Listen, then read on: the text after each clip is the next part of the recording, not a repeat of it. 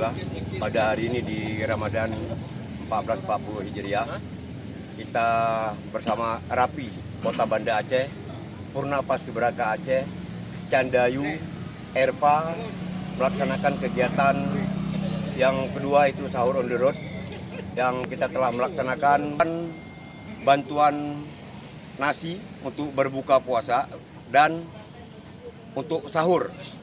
Jadi pada tahun ini, tepatnya di 1440 Hijriah, komunitas-komunitas yang melaksanakan kegiatan ini, kita membagi dua kegiatan, yaitu yang pertama, sahur on the road, yang baru saja kita laksanakan. Yang kedua, ada pembagian takjil. Pembagian takjil yang rencana akan kita laksanakan yaitu pada hari Senin, tanggal 20 Mei 2019.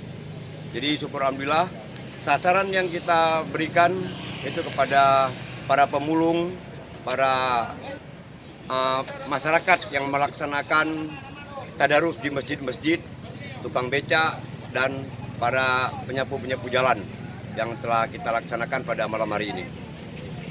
Melalui kegiatan seperti ini apa yang kita harapkan? Pada kegiatan ini kita sebenarnya bukan ria, akan tetapi kita murni bersedekah sesama muslim yang melaksanakan ibadah puasa. Baik.